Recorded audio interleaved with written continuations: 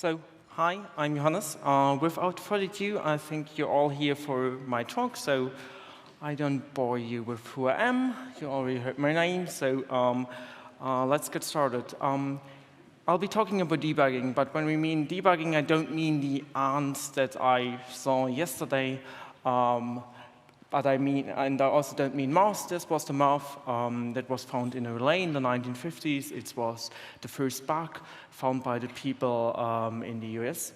But we're not talking about these, but we're talking about other bugs. But why are we debugging? Because if debugging is the process of removing software bugs, then surely programming must be the process of putting them in. And as all of you are probably programming a lot here, and hopefully it works, you're also producing lots of bugs. And I do too. So consider this. You know probably when in the olden times when your boss asks you how many lines of code did you write, when you have like this matrix of software developer can write 10 lines of code a day. So I wrote a small count example and just counts the lines of code in a program. The problem was it returns 0. That's not great. It should return something else. So it is a bug, and it should return 26. So what do? We look at the code, but we look short enough that you don't see the actual bug, because I want to show you that you probably should use a debugger. And debuggers are your friend. They're here to help you, and nice folks working on them, and they help you fix your bugs. And I also help you understand things. I help you understand what debuggers are. I'm Johannes Bechberger. I work at SAP in Waldorf.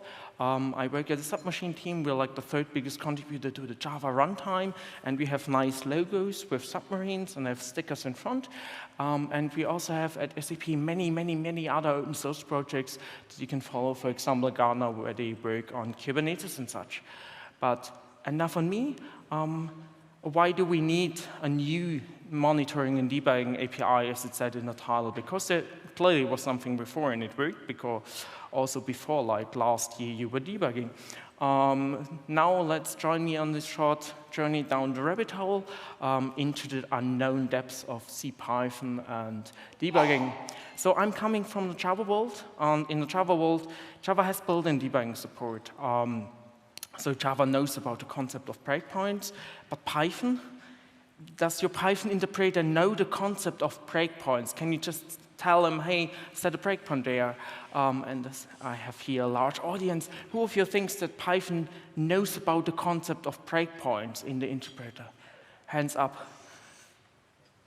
Okay, there are many people that hopefully know that that's a Fangfrage, as we call it in Germany. Of course it doesn't, because why else would I give a talk here? So any ideas how we could implement a debugger if the interpreter doesn't know about debugging? Any ideas? Shout it just in.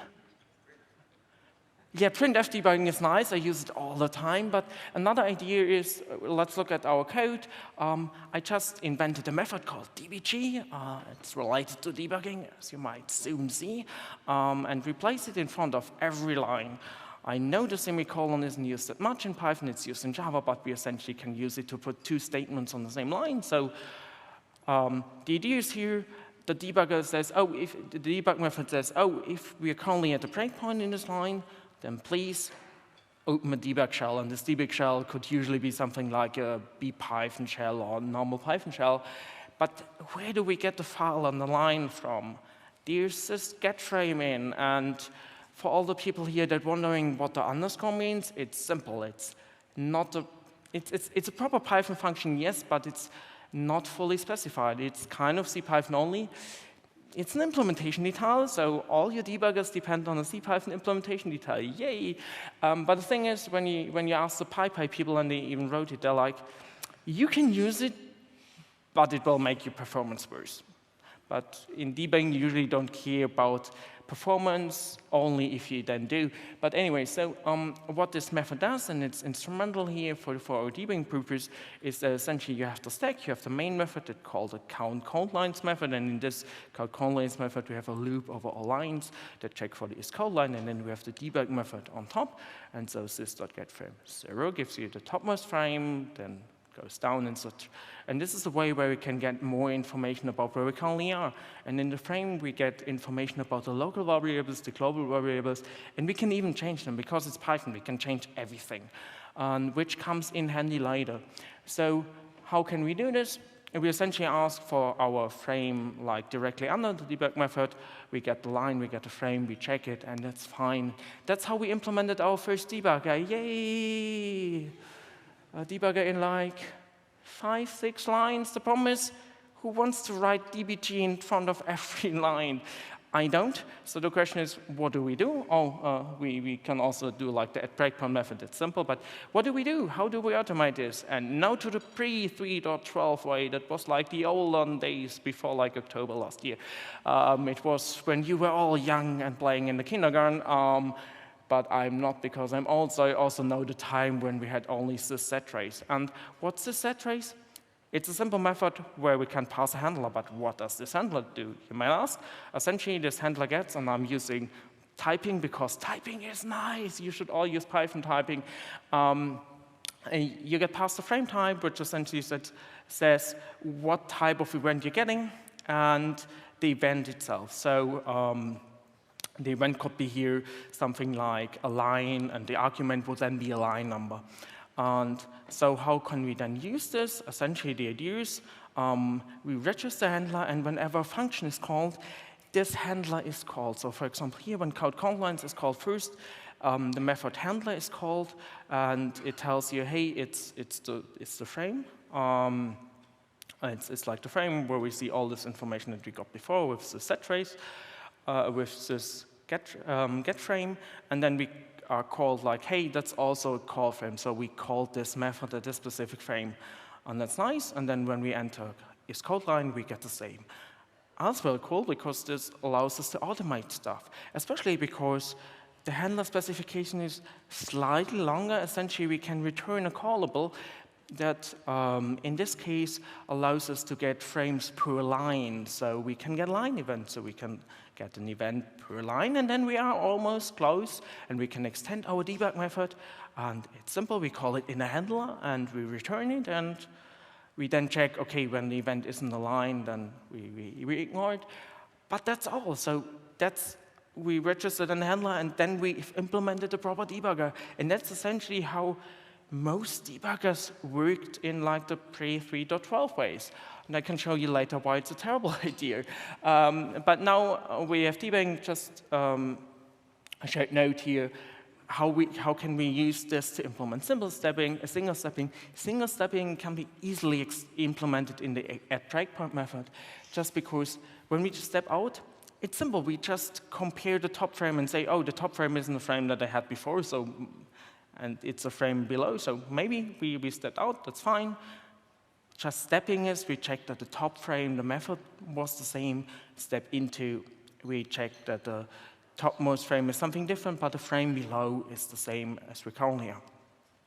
And that means that with the thing that we saw before, that can be extended in like 3 lines more in a fully functional debugger, and that's cool. The problem is, it's not as simple. Because the question here, do we get line events for every function in our program? Do we need to get line events? So if you're running some code, are you getting a line event for even function? Even the functions that you didn't place a breakpoint here? Who thinks that we get a line event for every function? Ooh, who thinks that we don't and that it's performant and fast? Ooh, optimistic people here. No, we get one. The main problem is here, consider this. We are in this code line method, and we have their breakpoint, and so we're in. But our user, as a debugger writer, our users like you, the user makes something interesting. He has a breakpoint to count code lines. The problem is now, when we don't get line events for every line in code lines, we can't have any breakpoints in this method because we're in is code line. We can't change like the handler that we returned before for code lines, so that's bad. So we have to have a line event for every single line in your program. This is slow, I can tell you. I can show you later it's about your program runs 3 times slower with C Python, sometimes 10 times slower, which you might consider as slow, especially when you're debugging tile loops. So, of course, what do? Yeah, we can probably do something with cited and some hacks or so.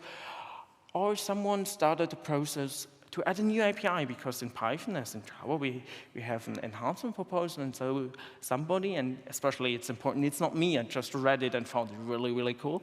The people that wrote the PEP 669, and that came out with Python 3.12. It was Meg Shannon who worked on this like for a couple of years, but now it's out. So the idea is here, it's a new API that allows you to have a more fine-grained way of specifying where you want these events. So you start with something simple. We define some shortcuts, because most of the things live in sys.monitoring, and there we have events like the line event as before. And then we have a tool ID, so tools have specific IDs. So we have, for example, a profiling ID, we have a debugging ID, and the cool thing is that a profiler and the debugger can live alongside, and we can even potentially register 2 debuggers, so we can debug the debugger while we're debugging the debugger, which is really nice. I can tell you, it's nice when you write the debugger to write your own debugging debugger. It's totals all the way down, and I can tell you it doesn't break your brain. So essentially, the idea is now we have an idea, but then we use it. So we tell Python, so hey, please, we have a debugger. We call it dbg, so that other people know, oh, there's already a debugger registered. And then what do? We enable these events. So we have specifically to enable events, but before we register callbacks. So before we had like the callbacks that were like with returning functions and such, but that's clumsy. So what we can do here, we register callback for the line event, and we say, oh, the line event specifically, call this function. With PyStart, which is essentially whenever Python function is called, you have the start handler, call it specifically. And for start handler, we get like, oh, we get the code object, that might be a function or a lambda. We get the bytecode offset, where this function lives. And then we have the line handler, which also gets like the current function, but it also gets the line, which is well nice. And so we then register, and we essentially then enable events. So with set events, we can tell, oh, globally, please set these events for this debugger, and please call the handler at every PyStart, which is nice. And also, then later, somewhere later, it doesn't matter where, we can tell, oh, please set local events. So we can set events specifically for every function.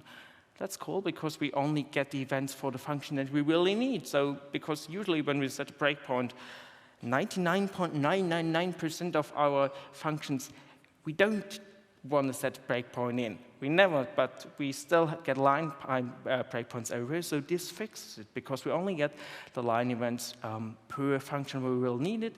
And the interesting things for the people here that care about the global interpreter log, it's emitted per thread and not per interpreter. This essentially makes it far better and far future-proof. Because as Lukas Schlanger said, the biggest opportunity of PEP 669 isn't even the speed, it's the fact that the debugger built on top of it will automatically support all threads. And that's really cool. So I'm looking forward to many more things in the debugging and monitoring space that support this. Yeah, and especially with like, he's the guy who sponsored the PEP 703, so he might know something about making the global interpreter log optional. I hope it gets in. Let's see. Or is it in? I'm not as used to Python. I'm a Java developer. So is Python 3.13 out already? Maybe, but let's see. Anyway, so the idea is here, the enabled events per function or per method are combined of the globally set events on the one hand, so we set events that should be triggered for every function, like the PyStart function, and the locally set events, and they form like the events that are enabled by function. If you wonder how it is implemented, it's quite simple. It's bytecode instrumentation. So essentially, our C Python modifies the bytecode to replace, for example, instruction at every line with something that tells, oh, please call this handler. And that makes it so fast. So the power here is in the fine-grained configuration. Speed isn't really the thing, but you can fine-grain it and thereby achieve speed. So the idea is, even if you are in a function f, for example, and you then set for whatever reason a breakpoint in there, you can still set the breakpoint for the specific function. So consider here a small contrived example. We essentially register a line breakpoint, and then we have a function that prints hello, and then it sets the local events, so it triggers the line handler later, then it prints enter, then it disables the local events. So what happens?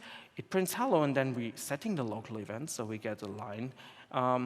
So we get the line handler called, and then we print inner, and then we also get, like, on the set local events, that's also a line, so we get a line handler called, but then we don't. So that shows us how powerful it is compared to the previous mechanism.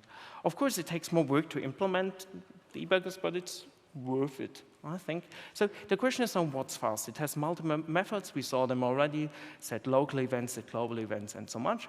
So there are things that are pretty fast. Registering a callback for whatever reason is fast, because it probably just sets like a variable in your C pattern interpreter, and to get a tool, so you can also ask, hey, what's this tool here? What's rather fast is setting local events. So you can definitely just do it, just set a local event for the current functions, because current functions are usually not too large in Python. What's really slow, what you should just do at the beginning, is when you register tool ID and when you set events globally. So the earlier, the faster. If you want to learn more, there's a QR code there that tells you.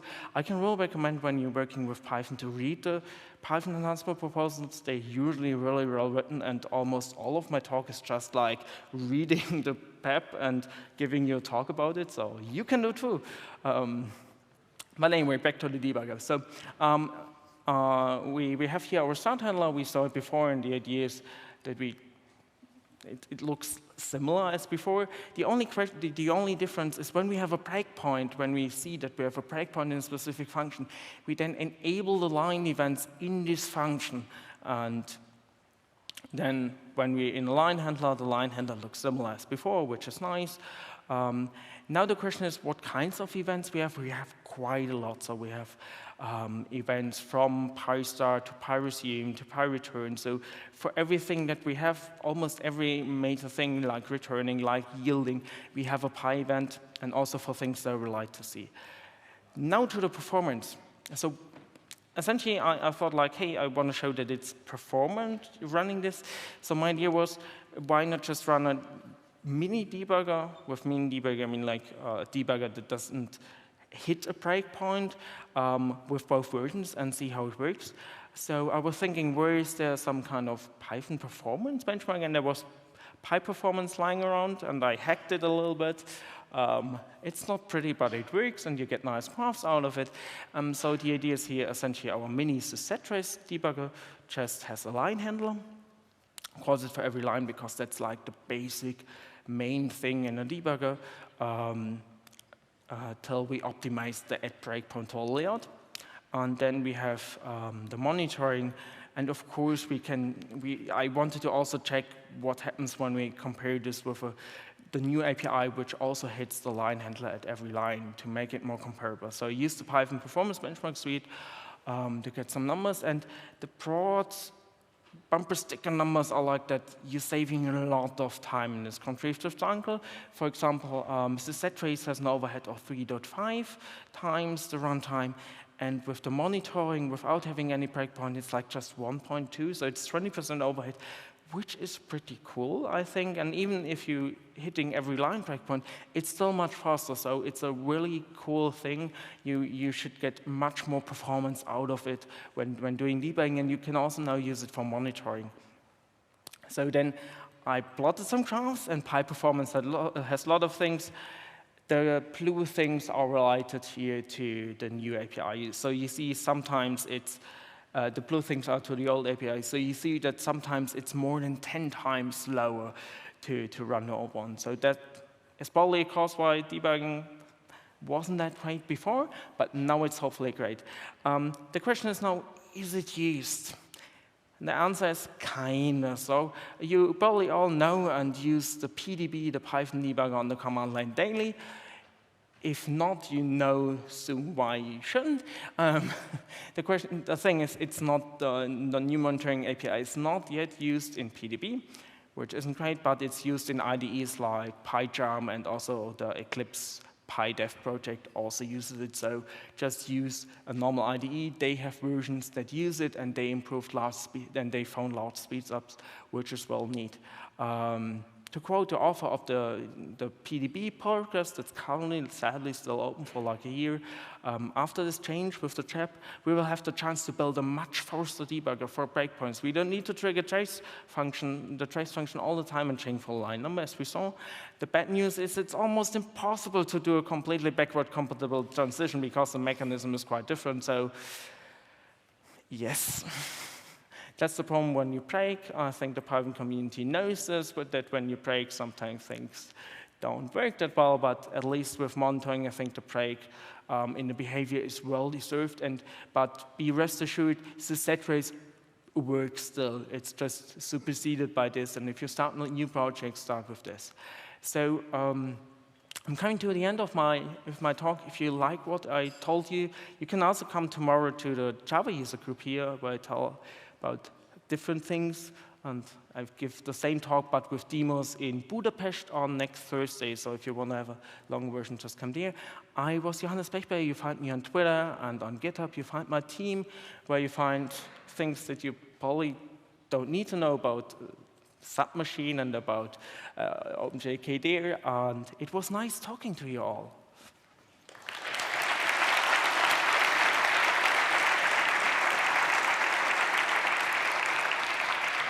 Thank you so much, Johannes. And we have a lovely 8 minutes for questions, yes, which is excellent. There's oodles of them. So I'm just going to get straight into it. Why not use the PyCharm debugger? Yes, as I said, you should. So for one, use the PyCharm debugger. It's great. I like them. It's cool. It's open source, and I looked into this to prepare my talk. Yes, use. You should definitely look into how debugger works, just to understand how it works and why it's sometimes slow. But of course, in production or in your daily work, don't use your self-written debugger, because then you almost certainly debug your debugger while you should be debugging non-debuggers. So please use proper debuggers and just make it at home to give talks and write nice blog posts. Next question. I think you kind of touched on this after the question was posted, but I'll say it anyway because it was highly upvoted. How does your debugger implementation compare to the built-in PDB module? So essentially, the idea is that the debugger, so I wrote a larger debugger that you can find on, I think, hopefully somewhere there under the QR code. It has the same context, of course. It's not as fully fleshed and it's not as fully tested, but the core ideas are the same because I took the ideas from the PDB. I looked into this. So what you saw here is essentially how the current PDB is implemented. Just the current PDB adds much more things. So it's the core concepts, and that's why you're here. I think I could have given a talk on PDB, but it's like 2,000 lines of Python code, and that's not for 25 minutes. Fair enough. Does the new debugger work on external servers? In other words, could I debug a code that is not on my own computer? The new debugger and the new debugging API is the same. It has the same problems regarding this, regarding sys.settrace. So there's no change in this way. So usually what PyCharm and others do, they essentially create a server. So what PyCharm does, it creates a server that has connections, and people and the debugger, the IDE, then speaks over via protocol. And that's also what VS Code does. So essentially, that's how it would work. Because this debugger, all Python debuggers run in the same process, in the same code, in the same context as your code. Awesome. Could or should one abuse the line callbacks for other purposes than debugging, i.e. in production code?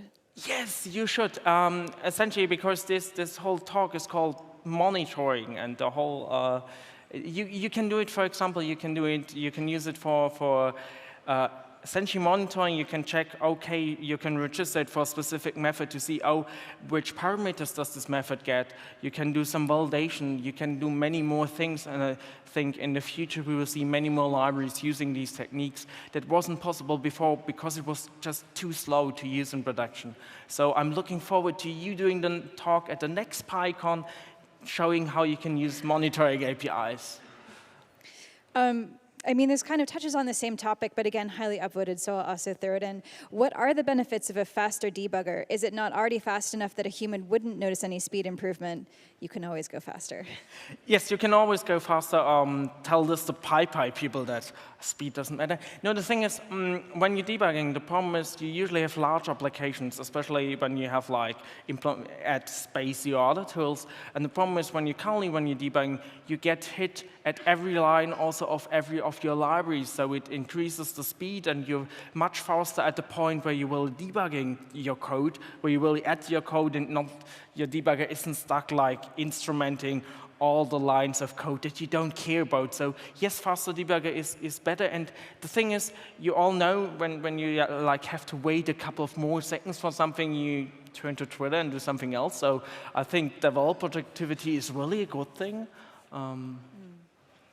And also, you can abuse it in production. Of course. You can use it now because we have an overhead of like in the 20–30%. We can write really fast debuggers. So you can probably use it in production, which is also nice, but you shouldn't because debug on your test systems. You have hopefully CIs for this. Testing is great, yay.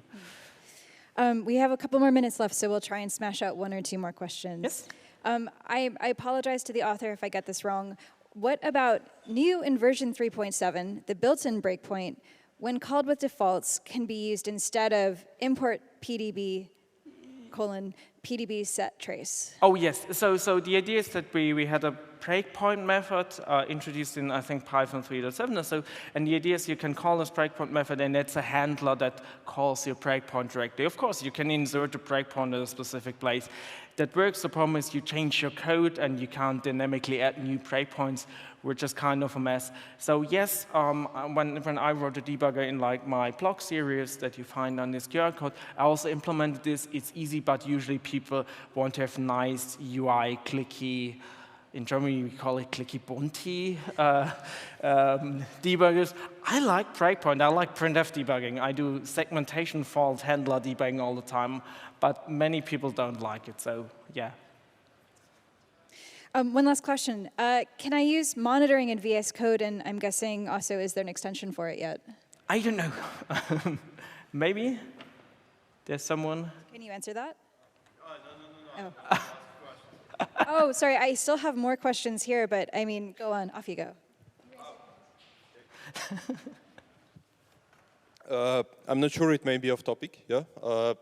But have you ever tested your code coverage by tests in your projects? If I'm honest, I haven't ever written a PyTest because I'm a Java developer. I test my Java code. Sorry. So briefly.